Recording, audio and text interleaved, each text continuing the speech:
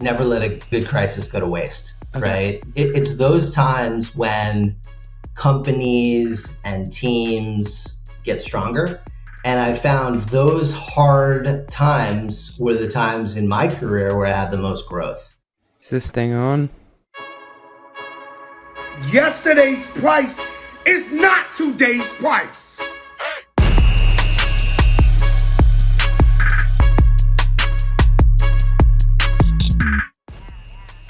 Hey, what's going on, everybody? My name is CJ Gustafson, the host of Run the Numbers. I almost forgot what my podcast is called.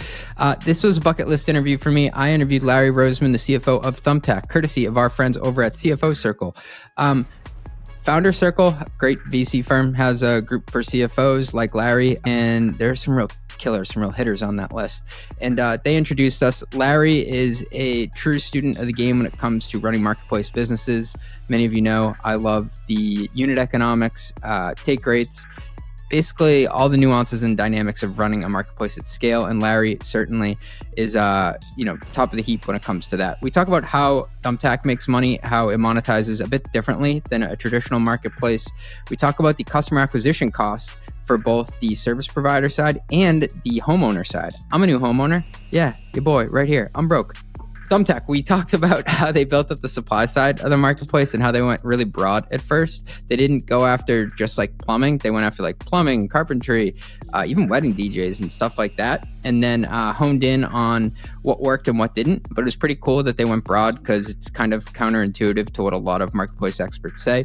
We talk about the flywheels that they've built up over time. And then Larry has a really cool take on how CFOs should think about value creation. He said making the right NPV-Positive decision is almost always the right framework. So basically you can discount back anything in short, medium, or long term to get to, hey, is this a good choice for the business? He talks about his voice at the table when the company's thinking through big bets and when a CFO should push people to go bigger and think bigger and take on a bigger number versus, hey, we should actually be more realistic here. Don't let exuberance get in the way.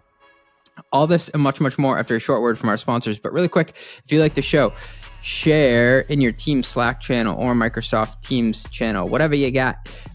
Share it with a bunch of people and say, I love Run the Numbers. Check it out. Here's a link to it. I'll send you a Yeti mug. Email me at cj@mostlymetrics.com. Thanks. Quick math. The less your business spends on operations, on multiple systems, on delivering your product or service, the more margin you have and the more money you keep. That's the goal, isn't it? But with higher expenses on materials, employees, distribution, and borrowing, everything costs more. Yesterday's price is not today's price. So to reduce costs and headaches, smart businesses are graduating to NetSuite by Oracle. NetSuite is the #1 cloud financial system, bringing accounting, financial management, inventory, HR into one platform and one source of truth. With NetSuite, you reduce IT costs because NetSuite lives in the cloud with no hardware required. Access from anywhere. You cut the cost of maintaining multiple systems because you've got one unified business management suite. You improve efficiency by bringing all your major business processes into one platform, slashing manual tasks and errors. Over 37,000 companies, wow, that's a lot of customers, have already made the move. So do the math. See how you'll profit with NetSuite. And back by popular demand, NetSuite has extended its one-of-a-kind flexible financing program for a few more weeks. Head to netsuite.com/metrics. That is netsuite.com/metrics. Ooh, yeah, you know your boy loves some metrics.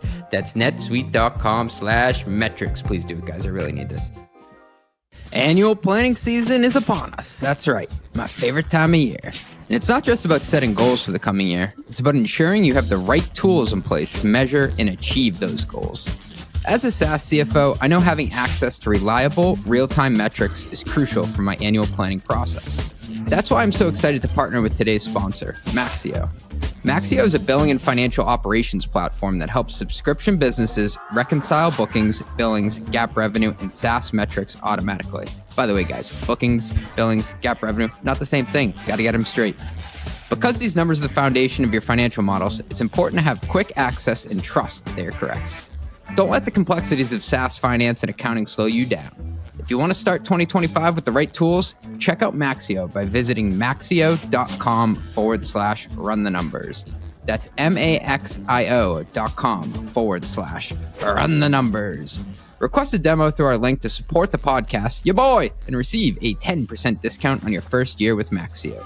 That's maxio.com/run the numbers. maxio.com/run the numbers. Please, guys, I really need this. Larry, welcome to the Run the Numbers podcast. Great to be here, CJ. Big shout out to Mike Jung and all the cool folks over at Founder Circle for connecting us. This has been a bucket list interview for me for a while. We love those guys. You were saying that their group is kind of like phone a friend? Exactly. They've got an amazing CFO circle. The network is just, it's invaluable. So I've been a fan of Thumbtack for a while. This is me going off script from the very beginning. Do you remember the last thing that you personally used Thumbtack for? Yes. My stove broke. One of the burners just stopped working, and you never know why. And Thumbtack's great for that kind of stuff. A CFO that dog foods his own product. I love it. Oh yeah. We actually require all of our employees to use the product. So we actually give people what we call Thumbtack bucks each quarter to use the product and hire pros. So yeah, it's a great benefit. We were talking to Chuck Fisher from Turo, the car marketplace, and he was actually talking about renting out his family's car. And that hit me like, that's truly like getting in the weeds of what you're doing day to day and experiencing the marketplace. So maybe just to start out for people who aren't familiar with Thumbtack, how does the company make money? Yeah, so maybe just to kind of rewind the clock a little bit to talk a little bit about what the business is and then kind of how we make money. So the business started, 15 years ago with the age-old problem of like, why is it so damn hard to hire a plumber? And we've been sort of trying to solve that problem ever since. And we think we've done a pretty good job at finding, a great place to search and find pros. The way that the business makes money today is we actually charge the pros. So the pros pay us, the customers, so it's free to use for customers. The nice thing about the business model in terms of how we make money is because pros pay us when we send them an exact match, they actually have skin in the game, and that leads to the pros responding and sort of getting back to you quickly. So we have, 80% of the contacts made on the platform get a response within 4 hours. So that is just sort of, head and shoulders better than sort of the alternative out there in terms of, putting in a request for a pro and just sort of the internet going dark on you. That's really neat. And so every marketplace has that kind of fundamental question at the beginning of which side do I charge in this? Was it always the case that you would charge the pros? Yes, it's always been the case that we've charged the pros. It's always been free to use for customers. We've dabbled with sort of memberships and subscriptions, but at the end of the day, sort of making it free for customers is the model that we've taken. And we found having pros have skin in the game really increases the quality of the marketplace at the end of the day. The skin in the game component, like what's the Charlie Munger quote, that incentives drive outcomes? Like that couldn't be more true. Totally. How do factors like payment responsibility and demand generation play a part in determining how charging the pro side works? Yeah, it's interesting. So we found that payments actually is not a big friction point for our category, right? It's lots of conversations I have with investors or with folks. The first question is sort of around payments, but we've done it. We've implemented. We actually have payments on our platform, but it's not something that either customers or pros sort of find friction in. So that's actually not the value add. Really, the demand generation for pros is the value add. And if you look at businesses out there that are providing pro tools, at the end of the day, if you really get at it, what pros want is they want to be able to run their business better, but they want jobs, they want leads, they want revenue. So we're in the demand generation business for our pros, and that's what they want. That totally resonates. We talked with Lonnie Baker, the CFO of Eventbrite, and he said the same thing. He's like, we send out these surveys to our creators, the people who hold the events, and like 85% of the responses are just get me more attendees to buy tickets. Totally. You can offer all these other services, but at the end of the day, like having more business fixes a lot of problems. Absolutely. You'd mentioned at the beginning it started out with, why is it so hard to hire a plumber? Marketplaces at first usually have to identify like one white hot center. That's what I think James Currier of NFX calls it. Was that kind of the group or the job to be done you started with, or did you try to go after multiple at once and kind of spread the resources to try to do multiple things?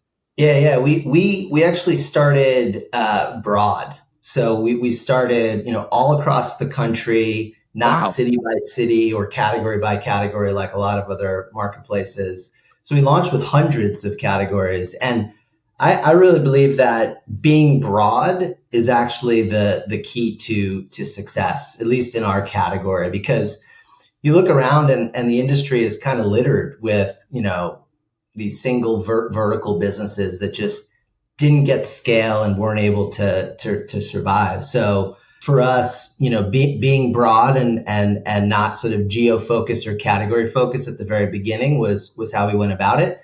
And in fact, at the beginning, it was all about local services, not just about home services. So over time, we actually narrowed our focus to be home focused. Can you say more about that? Local? You mean just it was more about it being in your area and less about the specific thing? No, we used to not just do painters and plumbers, but it was DJs and wedding planners Oh, and photographers and that sort of thing. So all local services. And it got to the point where, the business was 80% home focused. And then we really sort of took that final leap and just said, we're going to be 100% home focused. We still have those categories on our site, but our focus and sort of our value proposition to our pros and our customers is really around home. I love this story, Larry, because it's so antithetical to what sometimes you would read online of starting small and then like nailing it at that level and then going bigger. And so I tried to start a marketplace, me and my wife. It was a marketplace for last minute tours and activities. We tried to from like from Cape Cod, we tried to start like a national business basically for like jet ski rentals, for whale watches, for rock climbing and stuff. And then we eventually figured out that we had to focus on one state, Florida. Then we had to focus on one area, like, the West Coast. Then we had to focus on one city, Tampa. And then it's like nail the jet ski market first. The business wasn't a success in the end, but what we were finding while we were trying to do it and stumbling was honing in. It's just so impressive that you were able to start broad and get it off the ground and not be like, putting resources all over the place and it not working. Totally. I think there is value in sort of narrowing your focus, but there's a lot of value in sort of being broad because there's crossover between home categories, right? Somebody comes in for a painter, they might also need a plumber. Someone comes in for moving, they probably also need, other sort of handyman type work. Right. So it's very synergistic. I remember there was this cleaning service back in the day. I think they were called Handy or something like that. But basically, you'd hire a cleaner to come to your house, and then you'd give them the fee once, and then you would just make a deal with the cleaner directly. I think it's disintermediation. How do you get around that? Yeah, it's a great question. And the real answer is you don't. So what's interesting about the economics, on our marketplace is we actually charge for the LTV of that sort of customer relationship upfront. So for example, for, house cleaners, for example, we know that that's going to be, if it's successful, it's going to be a weekly service. So we may charge 100% take rate upfront on house cleaning for that customer because we know there's sort of a lifetime value to it. So yeah, building on what we were talking about before in terms of, just the pro paying us, that pro pays for that lifetime value of the customer. I love how you worked backwards to make the math work, because I think other marketplaces had struggled before where basically they were predicated on having a lifetime value where they would get multiple bites at the apple. But you said, that's fine. We just have to reconfigure the math to make it flow. Yeah. And just sort of building on that kind of monetization point, if you look back at the sort of evolution of this industry, it's kind of gone from, classifieds, where it really was sort of an advertising kind of model, to lead gen, right? Which is, I think, where most of the industry is kind of today. really moving more towards a marketplace model. And that is sort of the evolution that we've been on as a business and that we will continue to sort of do, sort of moving further and further and further down the funnel from just making connections to actually getting you to jobs done. And, one of the big product evolutions that we had a couple of years ago was what we called instant results. And, instant results was, kind of like you do on Amazon or eBay or Google. You search and you get, instant results. And in our case, that was pros, an instant list of pros who were ready, willing, and able to do your job. And that took a lot of hard work because we had to basically productize, if you will, the entire sort of home services landscape, and in order to sort of come up with almost like a unique SKU for every job. And the way the product works is we ask you a bunch of questions as a homeowner, sort of what are you looking for? If it's a painting job, right? Is it interior? Is it exterior? If it's interior, do you have stairs, etc.? And we have to do all of that work on the pro side as well in order to be able to make that exact match. So that was a large sort of scale, product evolution in terms of coming up with instant results. And it moved the marketplace, really more from lead gen to this sort of matching. And the next evolution, which we're working on now, is what we call bookings. So it's basically, really moving all the way down the funnel to not just be able to sort of contact a pro that's a good match, but to be able to book that pro right then and there in the experience, like you would do on Airbnb, for example. So that's the next sort of evolution of sort of moving the business, further and further down the funnel. Hey, thanks for listening. We'll be right back after a word from our sponsors. Okay, serious question for all my accounting pros here today. Are you doing what you were hired to do? What I mean is, do you have time to actually be a business partner, or are you buried in tedious manual tasks just to get your journal entries prepared every month? I know how that feels. Leapfin's here to help with that. Leapfin is accounting automation software that automatically prepares and posts reliable journal entries. And that's just the beginning. High-growth businesses like Reddit, Canva, and SeatGeek choose Leapfin to eliminate manual tasks, accelerate month-end close, and enable accounting leaders like you to provide faster insights that will help your company grow. If you're battling messy transaction data from Stripe, Adyen, Shopify, Apple Pay, and other PSPs, and then battling again to get it all into NetSuite, go to leapfin.com to watch their short product intro video. And if you like what you see, request a 15-minute conversation to learn how accounting automation can help you and your team. Check out leapfin.com today. That's leap like jump, fin like shark. I just made that up. I hope they're okay with it. Leapfin.com. Ready to plan confidently, close faster, and report more accurately? Here's what sets Planful apart.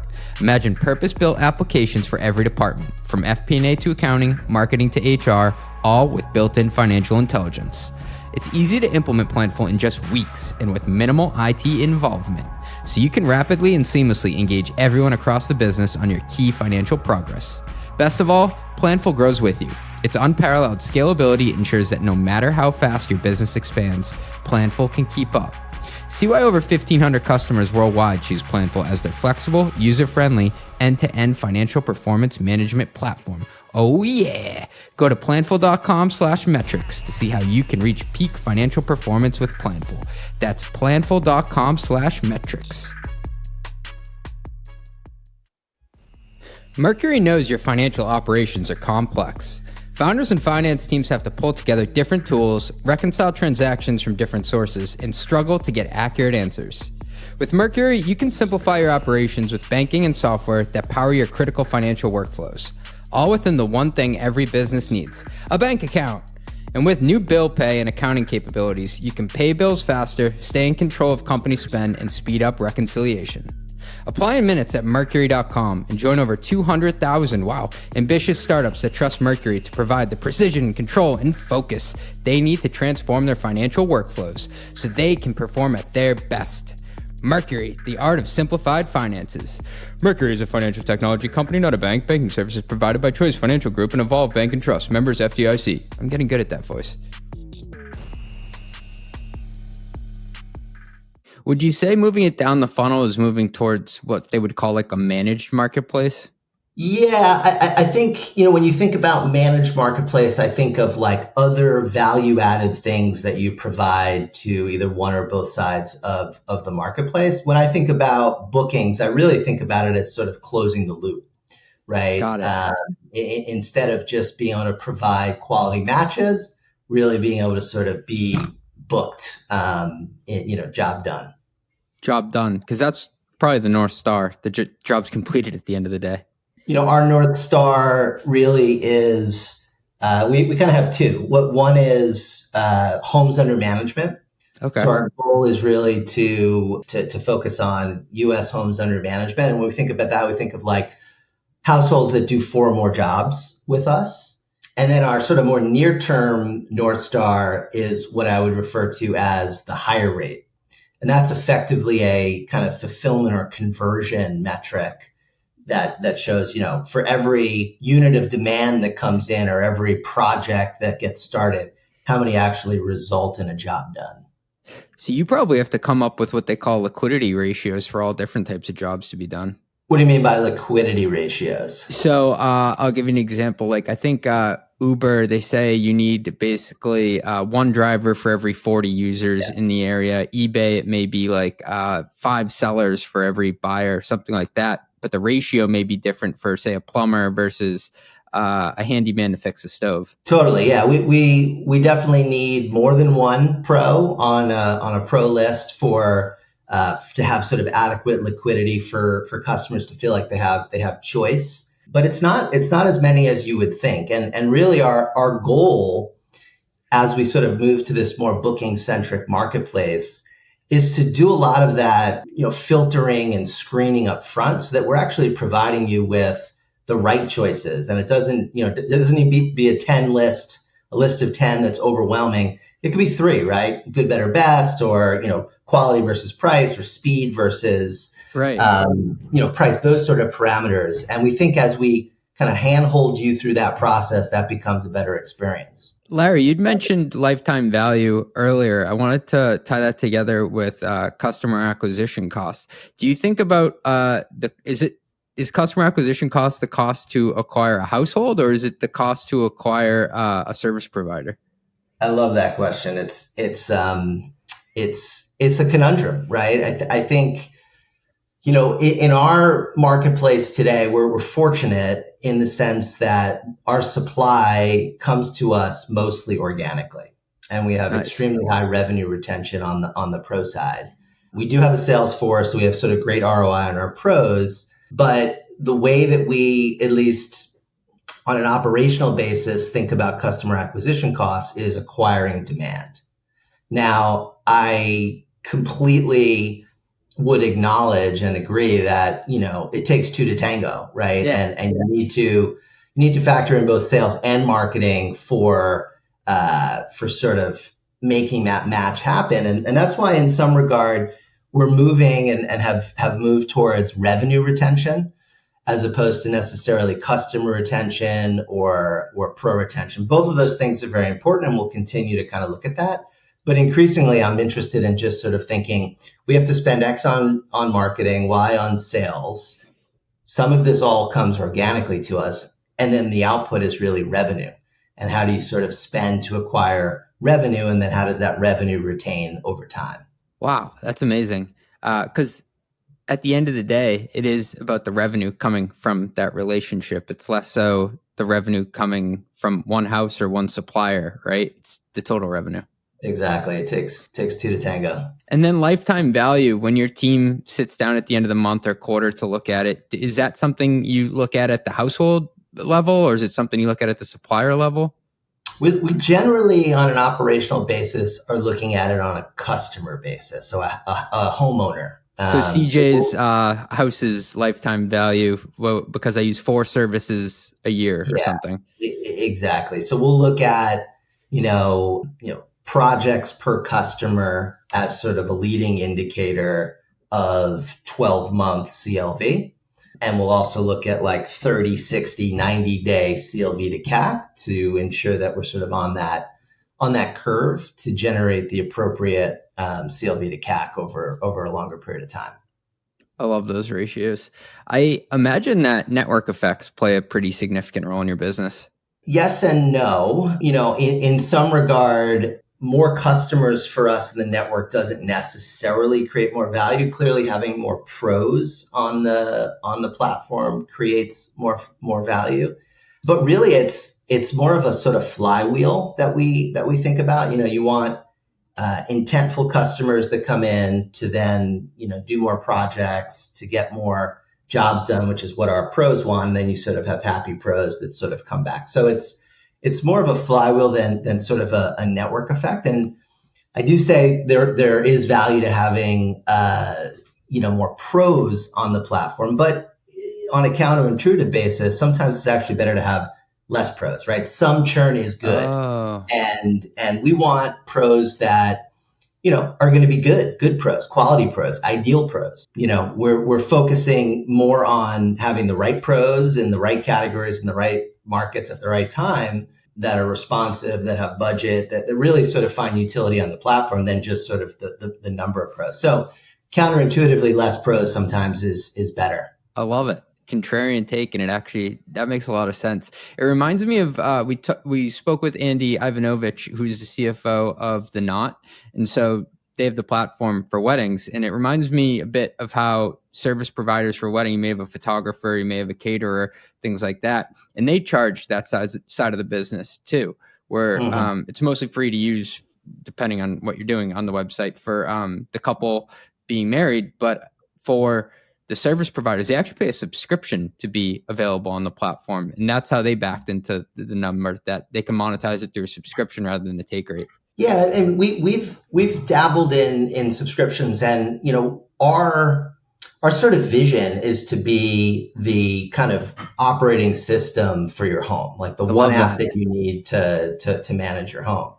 And there's this sort of evolution in our vision, right? I think we've come to be the best search box on the internet to find and hire a pro. And we do that sort of efficiently. And we have a very sort of sophisticated matching system to do that. And at the end of the day, that's our competitive advantage.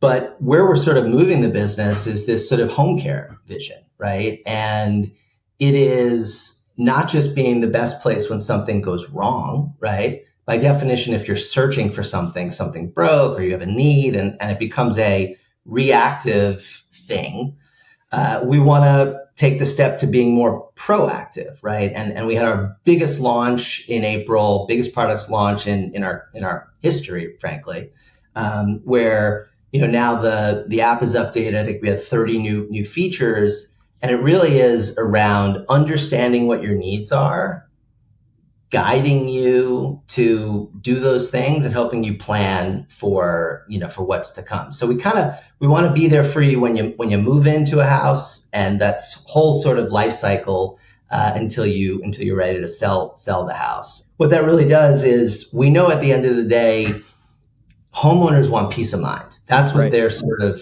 going for. And all of our studies and all of our research say that at the end of the day, it's not about price for them. It's not necessarily about convenience. It's about peace of mind. People are embarrassed to know, do I have a boiler or a furnace? You might not know. So helping people get that peace of mind is what's most important. And from a business perspective, this is great, because it takes us from being a sort of reactive transactional type business to a more proactive, life cycle, retention oriented, repeat business. The home care vision of sort of providing that peace of mind, providing more sort of activity per customer, coupled with the bookings experience, making this much more of sort of a closed the loop marketplace. Yeah. Those are the two sort of tenets to really fulfilling this vision in this massive, massive category. You probably know this is a $600 billion GMV category, home services, in the US alone. And it is only, call it 10% penetrated, plus or minus, depending on sort of, what numbers you pull. And my view is this category is not going to get left behind, right? You look at whether it's mobility or delivery or vacation rentals or commerce, right? All these things have sort of been digitized, have become big, massive marketplaces with multiple sort of winners or players and tons of market cap that's been created. So I believe that we're well positioned to sort of, take advantage of that and really drive that forward and bring this industry into this sort of digital age. That's amazing. That's truly an amazing vision. When you're trying to manage such a dynamic business, is there one metric you look at first to get grounded, like in the morning or at the end of a quarter, just to check like we're on the right path here? Yeah, I mean, the North Star metric, I kind of mentioned it before, is the hire rate. And that's not something I check every day, but that is sort of like a monthly, quarterly type metric, because at the end of the day, our competitive advantage is really being the best matching engine to find a pro. Right. And we kind of refer to that as fulfillment. And I really think that for any marketplace business, that is their differentiator. That is their sort of secret sauce, their ability to connect both sides of the marketplace effectively and efficiently.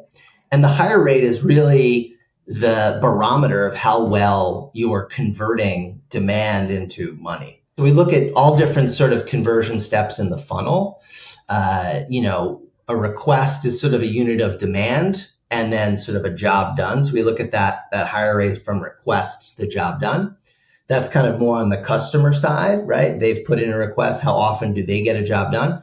And we kind of look at it on the pro side too. So how many times does a pro get contacted and pay for a connection? And then how often is that actually turning into a job done and revenue in their pocket? So hire rate is kind of an important metric because the better we are at growing and increasing that hire rate, the more value that we can extract from the marketplace, right? It's sort of, and it's not done necessarily just through pricing, right? Because as we take the same unit of demand and have better conversion, the marketplace is better and we're benefiting from that, right? That grows revenue. But the higher the ROI that we give to our pros, the more convertent our product is, the better ROI they're getting, and then the more we can actually then extract pricing out of our pros. And I don't think we mentioned it before, but what's also interesting about our sort of pricing model is we actually have more of an auction-based pricing model than sort of a rate card based pricing model. So we call it willingness to pay. And, you could think of it almost as like Google, keywords on Google, right? Like Google doesn't set the price for XYZ keyword, right? The market sets the price depending on time of year, supply and demand, et cetera. So we're doing the same thing on our marketplace for our pros, which is we allow pros to tell us what they're willing to pay for a match any given week in any given market, et cetera. And that fluctuates throughout the year. It fluctuates depending on, whether we're oversupplied or undersupplied, and helps not just sort of extract the right amount of pricing power that we ought to be taking out of the marketplace for the value that we created, but it helps balance supply and demand in a more sort of efficient way. I had no idea that it was an auction process in the background. That's revealing, because that really has the suppliers or the service providers having skin in the game, because they're actually putting their money where their mouth is of how willing they are to pay to fulfill that job. Totally. It's a true free market. I like it. Larry, I want to shift gears a little bit and talk about decision-making processes as a CFO. Something that I know you're passionate about is value creation. And a quote that you had hit me with was, making the right NPV positive decision is almost always the right framework for basically anything. I was hoping you could unpack that for us. Yeah, I mean, it's sort of grounded in kind of corporate finance theory, but at the end of the day, it often is the sort of right way to think about it, right? And you're often sitting in these rooms having these conversations with executives around near term versus medium term versus longer term, right? And at the end of the day, people often ask, like, are you focused on short-term growth or long-term growth? And really what you ought to be focused on is value creation. And how do we how do we create the most value? And theoretically, the sort of right NPV decision takes into account and sort of discounts back, if you will, near term, medium term, and long term, right? So as long as you're investing in the right value creation opportunities, you should be okay. Now, at the end of the day, we're not sitting there and doing sort of DCF analysis with wax on every project. So there is sort of a sort of inherent judgment around risk and time to pay back in every decision. But the sort of mindset is, not short-term growth or long-term, growth. It's sort of balancing both in order to sort of get the things that are going to create the most value. Something I've been trying to wrap my head around is how do I get to like an R&D payback period? Because we often have these product lines or initiatives we want to spin up, and it requires this leap of faith where you have to hire developers and stuff. How do you think about that for your business? Yeah, I mean, I don't have the magic sort of ratio on R&D payback. And there's sort of realities around, what we want to achieve next year versus what we want to set up for 2 years and 3 years out. So I think it's always going to be this trade-off and balance between having the right portfolio of bets or initiatives. Yeah. That has at any given time can change, but it is a portfolio of things that you feel like have low beta and are going to pay back, in the near term. So call it next year, right? And you can underwrite your resource bets and your headcount plans against those sort of lower beta portfolio of investments. And then you want some bigger swings, right? Especially in a category like ours, where we believe that there's this massive value creation opportunity.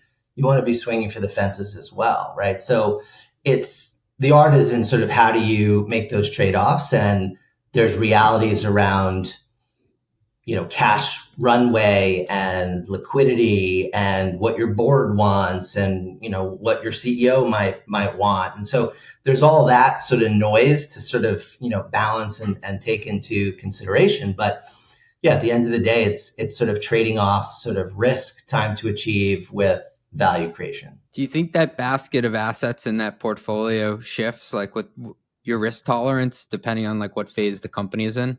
I do.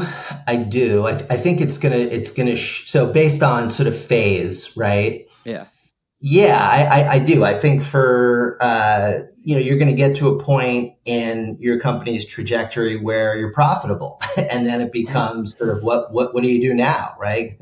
Good news, bad news. It will also depend on sort of the competitive landscape and sort of what you're going after and what your sort of value creation market capture strategies are, which will also be dictated by what your financial architecture is, right? Like a lot of it will be constrained by, are we profitable? Do we want to be more profitable, right? Yeah. Are we sort of loss making, and are we okay with that? And so that's going to be a big input into risk tolerance and time horizons to realize value. That totally makes sense. So, let's say you're at the table with the C-suite, chief product officers there, CEOs there, CTOs there, and you're talking through big bets for the next year. How is Larry, the CFO, kind of brokering that conversation? How do you help people size up making big bets? Yeah, I mean, I find that in those instances, you're always trying to balance ambition with reality. Especially a company that is, pre-IPO, late stage, but sort of still is, looking to sort of really make a dent. You want to be ambitious, and you don't want to come in and be the sort of no guy or have to feel like they got to go through finance to sort of get what they need. So you want to make sure that there's ambition, but you also want to be the voice of reason in the room as well, and not ignore the realities of the business. So sometimes you're talking them up, sometimes you're talking them down. I also have, lived through different periods where I felt like the incentives that were created around OKRs or around org structures, around whatnot, put me as the CFO in a position where I was constantly trying to push down the numbers because they were unfounded, too risky, or the wrong sort of balance of risk and reality. To other times when I think incentives are flipped, where people are kind of sandbagging and they're trying to sort of bring numbers down, and you're really trying to pull them up. And I feel like you're going to be on both sides of the coin at different times. And personally, I like when the incentive structures are such that my role is pulling it up as opposed to kind of pushing it down. You articulated that so well, because there's so many times in my career where I felt people were sandbagging, and I'm like, come on, we can do better than that. But then there are also times where there's this exuberance in the air and people are being like, no, we'll put up, I'm just saying, 100 next quarter. And I'm like, I don't want to write that down on the paper if I don't think we can do it. Totally. And at the end of the day, I think your board is going to be looking to you to be the voice of reason in the room and to hear it straight. And, I try to call balls and strikes, and I try to, make sure that we're being ambitious at the same time. That's a good way to put it. It is the CFO's job to call balls and strikes, and the economic climate can be different at times. And you've lived through a couple of different cycles now. You were working during the .com crash. You were working during the mortgage crisis. Then you were working through SVB. You've seen a couple of these, haven't you? I've seen enough. Hopefully I won't have to add another one to the resume. I know. Never say never. Are there any commonalities between these? Like, well, what's it like being a finance leader and trying to taking a step back and distilling out? Like, were there any themes that stuck out across all of them? Look, I think the takeaway for me there is never let a good crisis go to waste. Okay. Right? It's those times when companies and teams get stronger. And I found those hard times were the times in my career where I had the most growth. So, it's an opportunity to sort of reground the leadership team, get back to basics, get back to fundamentals. And don't let a good crisis go to waste. That's what Al Davis, the owner of the Raiders, used to say. He used to say also, we're one injury away from having a really good team. Sometimes that crisis can be the injury to make you go back and reevaluate the roster and how things are operating. Totally. Larry, I had no place to put this within the narrative really, but I had to ask about it because you said you had an opinion on it. Share-based compensation, is it real? Break it down for me. So it's lately been a topic that I've been like more and more interested in. In prior roles, it was kind of ignored, right? And maybe in previous times, it was. Didn't exist in 2021. Didn't exist, or even before that, 10 years ago. The way it got accounted for in most models was just an increase in the share count, right? So it was a non-cash thing that then just increased shares outstanding, and then obviously was in the denominator and reduced your sort of price per share. And that's how it got accounted for. But increasingly, I've kind of changed my my view on it, and am thinking about it much more like a cash cost. If you look at some of the great companies out there, I think Booking.com comes to mind. They always valued their stock as sort of this precious resource, and even valued it more than cash, in some regard. So I've pushed hard lately to not just look at burn, right? When you go to comp committees, oftentimes it's just looking at percentage dilution, but really forcing us to look at that because that's super important, but also look at what the share-based compensation is, on the P&L. And for some companies, it gets a little bit more complicated as a private company, because particularly companies that have RSUs that have double triggers, it actually doesn't get expensed on the P&L until that second liquidity trigger happens in the future. So when you're looking at GAAP P&Ls, it really just is options. Now we moved to an RSU sort of regime, so we have options that are hitting the GAAP P&L, but then we've got these RSUs that are just kind of hanging out there. So I do this sort of, shadow calculation, which basically takes those RSUs, assumes we were public, and expenses them to come up with what the SBC would be. And I show that to our leadership team. And, it's one thing to think about it in like basis points and like, oh, we had 3%, net dilution, this year. But when you're looking at it and translating it into dollars, it's amazing, right? That you sort of think about it in that regard. And increasingly, I'm trying to push it down to the budget owners within the company. So obviously, Eng is sort of a big consumer of equity. And making those leaders understand that when they're making offers out there, it's not just the cash, it's also this big stock-based compensation number, and kind of thinking about those and pushing people to have like budget owner mindsets for not just cash expenses, but these equity expenses is kind of the latest crusade that I'm on. In this crusade, do you think you'll go as far as creating budget envelopes of equity for leaders each year? I think so. I think that's where this goes, right? Otherwise, it's, think about, they get a headcount allocation, right? And that comes with a cost. And that headcount allocation's cost is salary, benefits, bonus, whatever, and shares, right? So thinking about your allocation of resources, should include stock-based compensation.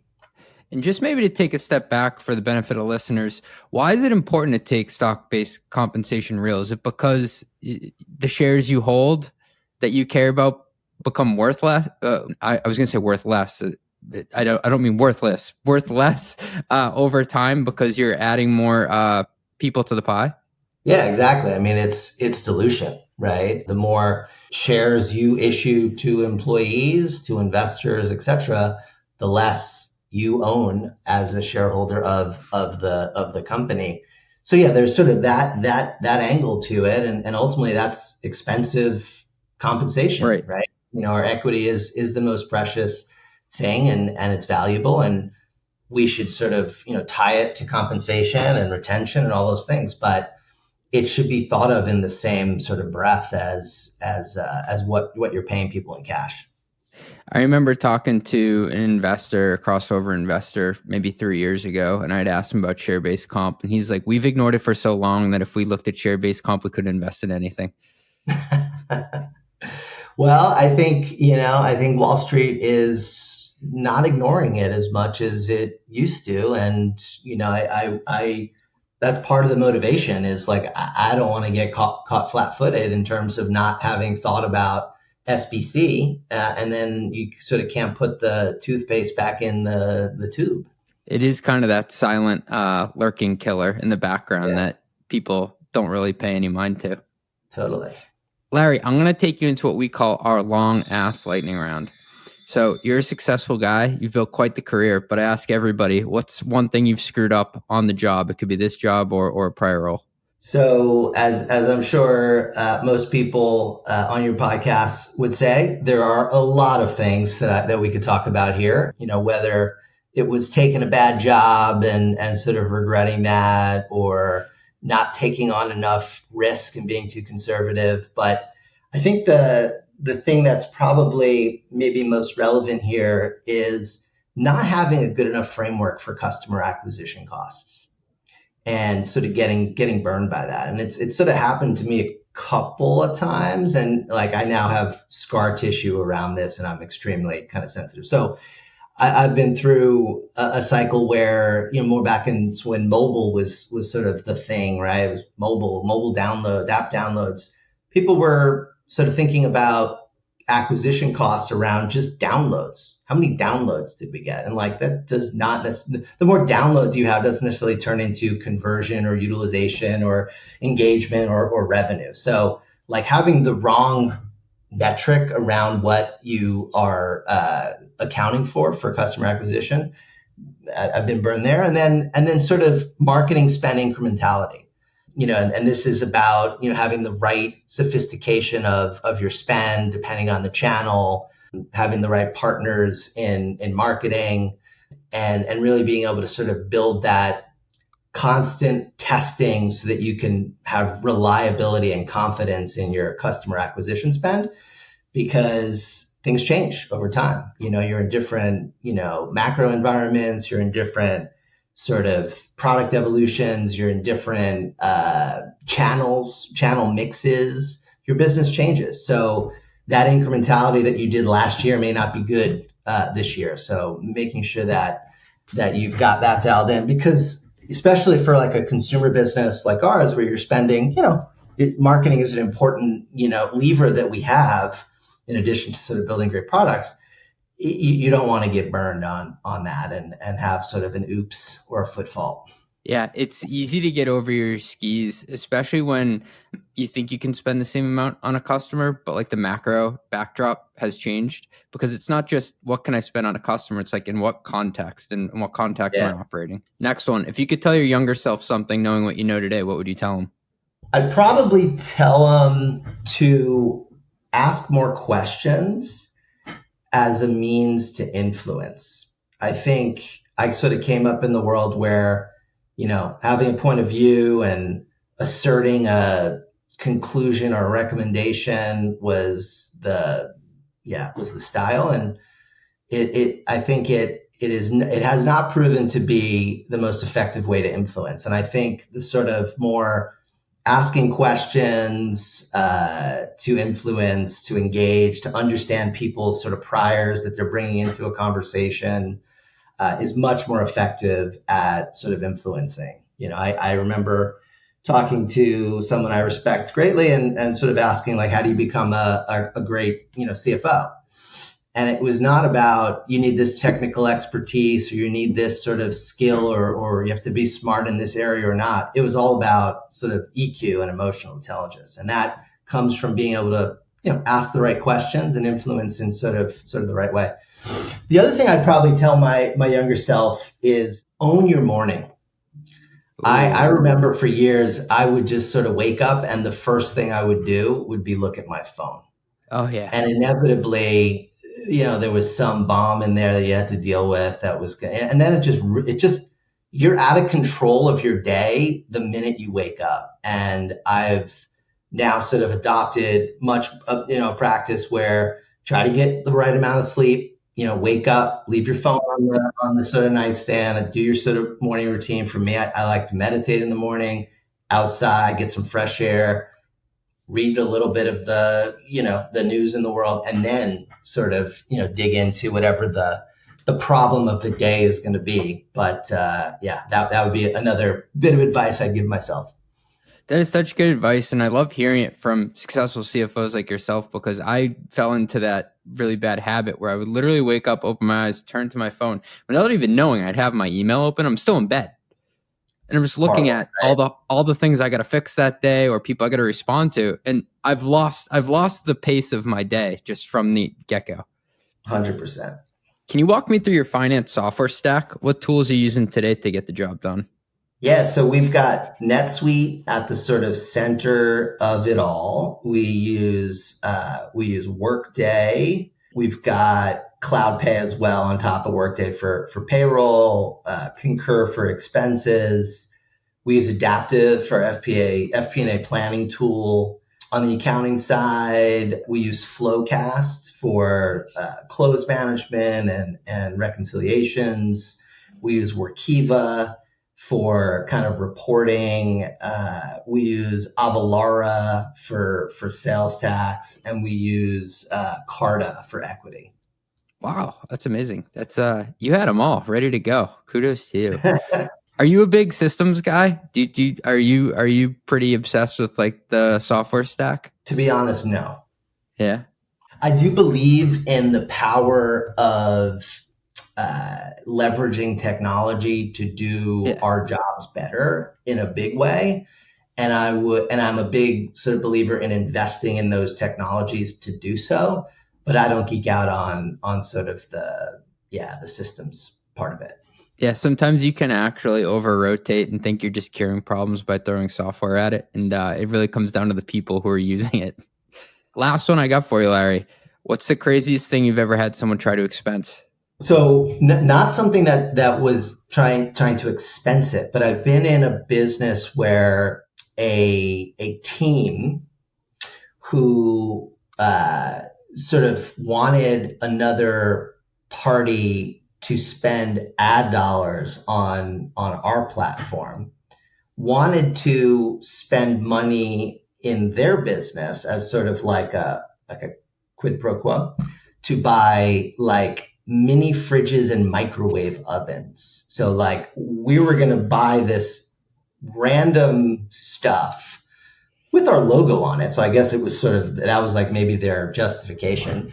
And in turn, this other business was going to spend advertising on ours. And obviously that was not a good idea and had to shut that down pretty quickly. But that was probably the craziest thing that somebody wanted to try to expense on me. Wow, that was like 5-dimensional chess and channel stuffing all at once. That's an interesting one. Cool. Larry, this has been awesome learning from you, and thanks for carving out time for us. Like I said, getting to interview the CFO of Thumbtack was definitely a bucket list item for me. Thank you, CJ. It's really been a pleasure. Run the Numbers is a mostly LLC production. Yelling an intro by Fat Joe. Artwork by some AI thingamajig. Podcast and video editing is done by Cleancast at cleancast.io. Nothing said on this podcast is intended to be business or investment advice. It's the sole opinion of me, a guy who feeds his dog too much ice cream and has a history of net operating losses, LOL. If you like this podcast, please hit subscribe. It would mean a lot to me. And also check out mostlymetrics.com. That's my newsletter where I explore business models and financial metrics. Thanks for riding with me. Share this with your friends. Peace.